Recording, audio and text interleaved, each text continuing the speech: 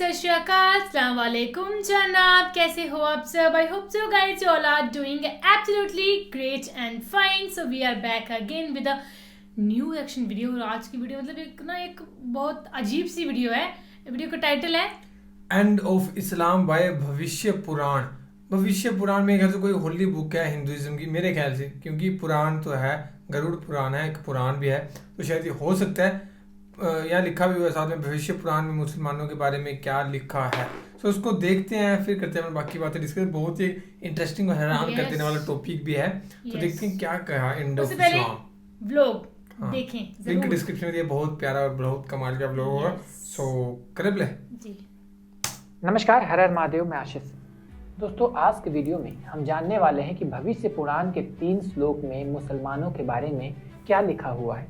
इस विषय को समझना हमारे लिए और आपके लिए इसलिए जरूरी हो जाता है क्योंकि वो जोकर नालायक नाम का एक कठमुल्ला भविष्य पुराण के ऐसे कई श्लोकों को पढ़ कर मुसलमानों को गुमराह करके ये बताता है कि मुसलमान धर्म जो है वो कितना महान है। इस तरह से वो हमारे धर्म को गरियाता है, यानी गालियाँ देता है। हमारी सनातन हिंदू सभ्यता में 4 वेद, 18 पुराण और 6 शास्त्र को विशेष महत्व दिया गया है, आप जानते होंगे।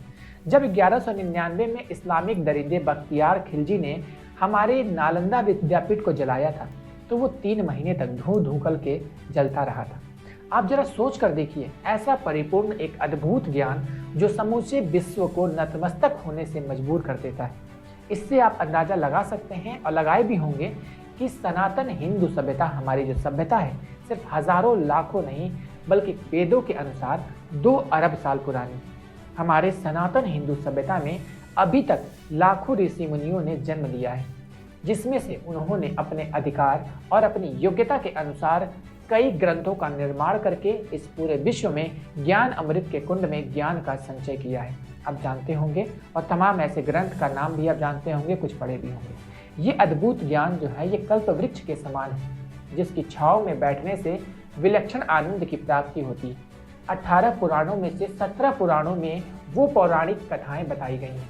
आप एक बार पौराणिक कथाएं कौन कौन सी हैं वो कभी और के वीडियो में बताएंगे, मगर भविष्य पुराण में आगे घटने वाली हर घटनाओं के बारे में बताया गया है, और इसीलिए इसे हम भविष्य का एक आईना भी कहते हैं, आज भी कहते हैं। वैसे तो भविष्य पुराण में भारत के हजारों राजवंश और भारत पर शासन करने वाले कई विदेशियों के बारे में स्पष्ट तरीके से एक उल्लेख मिलता है। इस पुराण के संबंध में कहा जाता है कि ये हर्षवर्धना के काल में लिखा गया हो सकता है, यानी कि सन 600 ईस्वी में। लेकिन कुछ विद्वान ये भी मानते हैं कि ये तो वेदव्यास की रचना है जो 3000 ईसा पूर्व हुए थे। इस पुराण में द्वापर और कलयुग के राजा तथा उनकी भाषाओं के साथ साथ विक्रम बेताल तथा बेताल 25 की कथाओं का विवरण भी किया हुआ है। जब आप एक बार पुराण देखेंगे तो आपको इन सारी चीज़ें उसमें मिलेंगी। सत्यनारायण की कथा भी इसी पुराण से ली गई है। अगर आप नहीं जानते हैं तो इसे आज जान लीजिए। इसी पुराण में ऐतिहासिक व आधुनिक घटनाओं का भी वर्णन इसी पुराण में किया गया है। इसमें से ईसा मसीह के जन्म से लेकर उनकी भारत यात्रा से लेकर मोहम्मद साहब के अरब में आविर्भाव का एक वर्णन भी मिलता है। अल्लाह उदल के इतिहास का प्रसिद्ध आख्यान इसी पुराण के आधार पर पूरे विश्व में प्रचलित है, मशहूर है। इसमें तैमूर, बाबर, हुमायूं, अकबर, औरंगजेब से लेकर के पृथ्वीराज चौहान और छत्रपति शिवाजी महाराज के बारे में बहुत ही स्पष्ट तरीके से उल्लेख मिलता है। दोस्तों, सन 1857 में इंग्लैंड की महारानी विक्टोरिया के भारत की सामग्री बनने तथा अंग्रेजी भाषा के प्रसार से भारतीय भाषा संस्कृत के विलुप्त होने की भविष्यवाणी भी इसी ग्रंथ के रूप में जो थी वो स्पष्ट की गई थी, समझाई गई है। श्रीमद् भगवत गीता जो भगवत पुराण के 12 स्कंद के प्रथम अध्याय में भी वंशों का वर्णन मिलता है। भविष्य पुराण के 3 पर्व के 3 खंड में अध्याय नंबर 1 श्लोक नंबर 25, 26 और 27 इसमें लिखा हुआ है कि लिंग छेदी शिखाहीन श्रम सुधारी सदुसक उच्चालापी सर्वभक्षी भविष्यता जन्मम विना कौलम च पक्षस्ताम भक्ष्या मतामम मुसिल नैव संस्कार कुशैरिव भविष्यति तस्मा मूलवंतो ही तजातयो धर्म दूषका इति पैशाच धर्मश्च भविष्यति मा कृता। इन 3 श्लोकों का हिंदी अनुवाद अगर आप देखेंगे तो इसका अर्थ ये होता है कि रेगिस्तान की धरती पर एक पिशाच जन्म लेगा जिसका नाम मोहम्मद होगा, और वो एक ऐसे धर्म की नींव रखेगा जिसके कारण मानव जाति परेशान हो उठेगी, उसमें हाहाकार मच जाएगा। वो असुर कुल सभी मानवों को समाप्त करने की चेष्टा करेगा। उस धर्म के लोग अपने लिंग के अग्रभाग को जन्म लेते ही काटेंगे। उसकी शिखा मतलब चोटी नहीं होगी और वो दाढ़ी रखेंगे पर मूछ नहीं रखेंगे। और मैं किसकी बात कर रहा हूँ, किसका उल्लेख किया गया है, ये आप समझ रहे हैं। वो बहुत ही ज़्यादा शोर शराब करेंगे और मानव जाति को नाश करने की वो हरदम कोशिश करेंगे, चेष्टा करेंगे। राक्षस जाति को बढ़ावा देंगे और वे आपस में झगड़ते रहेंगे। अगर उन्हें खत्म नहीं किया गया तो वे सारी दुनिया को मृत्यु के मुंह में झोंक देंगे। इस बात को भी उसमें लिखा हुआ है। दोस्तों, ये 3 श्लोक आपको सिर्फ पुराने भविष्य पुराण में ही देखने को मिलेंगे। सुधारित भविष्य पुराण जो है उसमें से इन सब चीज़ों को हटा दिया गया है। बहुत सारे जानकारों को ये मत है कि भविष्य की बातें जानना कैसे संभव है, मगर हमारे महान जो ऋषि मुनि थे उन्होंने अपने दिव्य दृष्टि, अपने तप के कारण जो उनके में शक्तियाँ आती थी, उनकी वजह से उन्होंने काल चक्र को भी अपने ग्रंथों में कैद करके रखा था। जैसे हमारे महर्षि वाल्मीकि जी ने पहले ही लिख दिया था। असल में हमारे हर एक ऋषि मुनि एक महान वैज्ञानिक थे। अगर आप पता करेंगे, पढ़ेंगे, तो सही मायने में अगर देखा जाए तो पुनर्जन्म को भी एक वैज्ञानिक आधार माना जाता है। विज्ञान कहता है कि वो जब खत्म नहीं होती, वो रूपांतरित होती है। इसी तरह से मनुष्य भी कभी नहीं मरता है, उसकी ऊर्जा दूसरे शरीर को धारण कर लेती है। अगर इन 3 श्लोकों को वैज्ञानिक दृष्टि से देखा जाए तो त्रिपुरासुर नाम के जिस राक्षस को महादेव जी ने मारा था, उसी राक्षस की नकारात्मक ऊर्जा ने मोहम्मद नाम के शरीर को धारण किया और वही धर्म दूषक मानव जाति को मारने की चेष्टा करने लगा। दोस्तों, आप जरा समझिएगा कि यहाँ राक्षस का अर्थ छल कपट करने वाले दुष्ट का होना चाहिए, ना कि टीवी सीरियल में दिखाया गया जिसे हम अवैज्ञानिक रूप से सिंग लगाए जाते हैं। वैसा बिल्कुल भी नहीं है, तो इसमें भ्रम में मत रहिएगा। मुसलमान अक्सर इन 3 श्लोक का प्रमाण दिखाकर बताते हैं कि इस्लाम का वर्णन हिंदू पुराणों में भी है, मगर इन मूर्खों को ये बात नहीं पता है कि उसमें उन्हें गालियाँ दी जा रही हैं। उन्हें महान या अवतार नहीं कहा गया है, उन्हें उसमें गालियाँ दी गई है और उनके काले सच को उसमें बताया गया है। उन्हें धर्मदूषक, पिशाच, उच्चलापी कहा गया है। खास करके ISIS से लेकर तालिबान, जैश मोहम्मद और लश्कर तोयबा के बारे में ये 100% बिल्कुल सटीक बैठता है।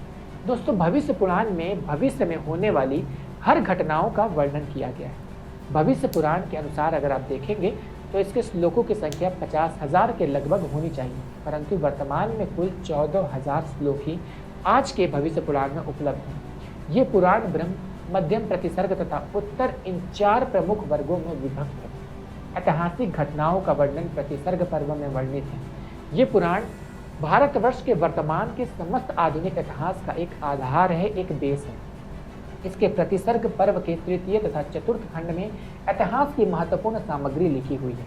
इतिहास के लेखकों ने इसी का आधार लिया है और हमें और आपको बताने की कोशिश करते हैं। लेकिन दोस्तों, आप जरा समझिएगा कि जब हमारे इतिहास को इन लोगों ने बदला है, हमारे भविष्य पुराण को बदला है, तो कितनी ज़्यादा सच्चाई और कितनी ज़्यादा झूठ हमारे आज के युवाओं में परोसा जाता है। नालंदा विश्वविद्यालय को जब जलाया गया था तो 3 महीने तक वो धू धू करके जलती रही थी। ऐसे आज के देश में अगर आप देखेंगे, आज का जो समय चल रहा है, जवाहरलाल नेहरू यूनिवर्सिटी से लेकर बड़ी बड़ी यूनिवर्सिटी, जामिया मिलिया इस्लामिया तक इस्लामिक इन जहादियों का एक अड्डा बन गया है।